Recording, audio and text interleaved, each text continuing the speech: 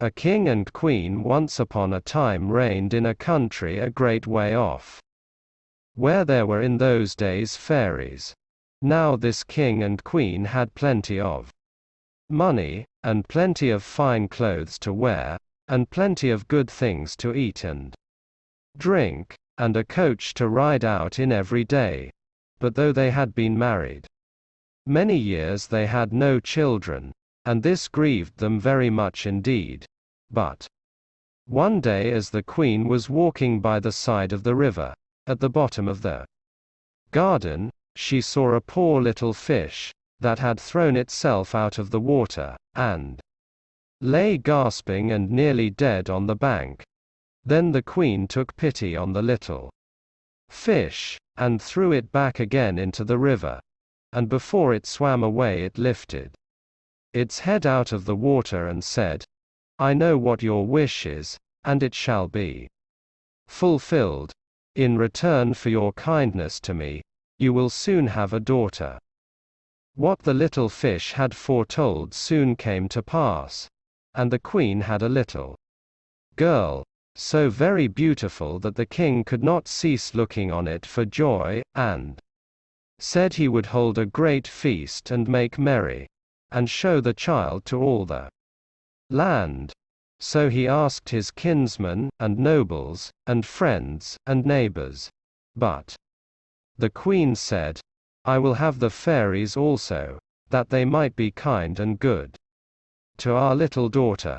Now there were 13 fairies in the kingdom, but as the king and queen had only 12 golden dishes for them to eat out of, they were forced to leave one of the fairies without asking her.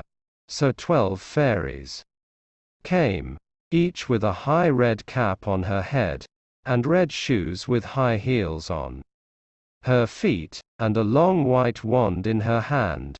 And after the feast was over, they gathered round in a ring and gave all their best gifts to the little princess. One gave her goodness, another beauty, another riches, and so on till she had all that was good in the world. Just as 11 of them had done blessing her, a great noise was heard in the courtyard, and word was brought that the 13th fairy was come, with a black cap on her head, and black shoes on her feet, and a broomstick in her hand, and presently up she came into the dining hall. Now, as she had not been asked to the feast, she was very angry, and scolded the king and queen very much, and set to work to take her revenge. So she cried out, "The king's daughter shall, in her 15th year, be wounded by a spindle, and fall down dead." Then the 12th of the friendly fairies, who had not yet given her gift, came forward, and said that the evil wish must be fulfilled, but that she could soften its mischief. So her gift was, that the king's daughter, when the spindle wounded Herba, should not really die, but should only fall asleep for 100 years. However, the king hoped still to save his dear child altogether from the threatened evil. So he ordered that all the spindles in the kingdom should be bought up and burnt. But all the gifts of the first 11 fairies were in the meantime fulfilled. For the princess was so beautiful, and well behaved, and good, and wise, that everyone who knew her loved her. It happened that, on the very day she was 15 years old, the king and queen were not at home, and she was left alone in the palace.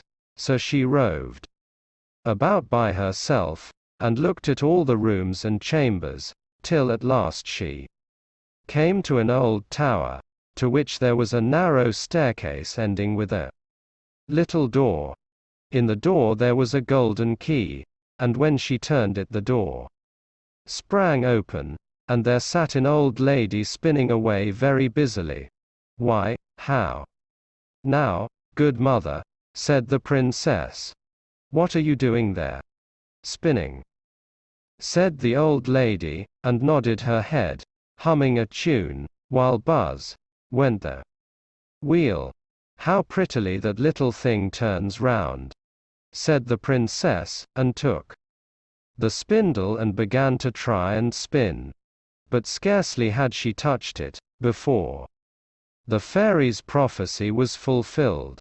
The spindle wounded her, and she fell down lifeless on the ground. However, she was not dead, but had only fallen into a deep sleep, and the king and the queen, who had just come home, and all their court, fell asleep too. And the horses slept in the stables, and the dogs in the court, the pigeons on the house top, and the very flies slept upon the walls. Even the fire on the hearth left off blazing, and went to sleep.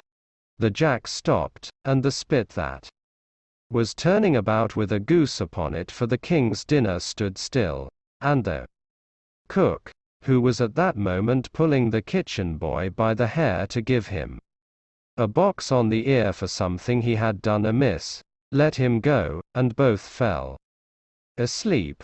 The butler, who was slyly tasting the ale, fell asleep with the jug at his lips, and thus everything stood still, and slept soundly. A large hedge of thorns soon grew round the palace, and every year it became higher and thicker, till at last the old palace was surrounded and hidden, so that not even the roof or the chimneys could be seen. But there went a report through all the land of the beautiful sleeping Briar Rose, for so the king's daughter was called, so that, from time to time, several kings' sons came, and tried to break through the thicket into the palace. This, however, none of them could ever do, for the thorns and bushes laid hold of them, as it were with hands, and there they stuck fast, and died wretchedly. After many, many years there came a king's son into that land, and an old man told him the story of the thicket of thorns, and how a beautiful palace stood behind it, and how a wonderful princess, called Briar Rose, lay in it, asleep, with all her court. He told, too, how he had heard from his grandfather that many, many princes had come, and had tried to break through the thicket, but that they had all stuck fast in it, and died. Then the young prince said, "All this shall not frighten me. I will go and see this Briar Rose." The old man tried to hinder him, but he was bent upon going. Now that very day the 100 years were ended, and as the prince came to the thicket he saw nothing but beautiful flowering shrubs, through which he went with ease, and they shut in after him as thick as ever. Then he came at last to the palace, and there in the court lay the dogs asleep, and the horses were standing in the stables, and on the roof sat the pigeons fast asleep, with their heads under their wings. And when he came into the palace, the flies were sleeping on the walls. The spit was standing still. The butler had the jug of ale at his lips, going to drink a draught. The maid sat with a fowl in her lap, ready to be plucked. And the cook in the kitchen was still holding up her hand, as if she was going to beat the boy. Then he went on still farther, and all was so still that he could hear every breath he drew, till at last he came to the old tower, and opened the door of the little room in which Briar Rose was. And there she lay, fast asleep on a couch by the window.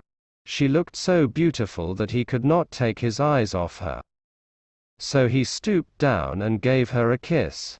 But the moment he kissed her she opened her eyes and awoke, and smiled upon him, and they went out together. And soon the king and queen also awoke, and all the court, and gazed on each other with great wonder. and the horses shook themselves, and the dogs jumped up and barked. The pigeons took their heads from under their wings, and looked about and flew into the fields. The flies on the walls buzzed again. The fire in the kitchen blazed up. Round went the jack, and round went the spit, with the goose for the king's dinner upon it. The butler finished his draught of ale. The maid went on plucking the fowl, and the cook gave the boy the box on his ear. And then the prince and Briar Rose were married, and the wedding feast was given, and they lived happily together all their lives long.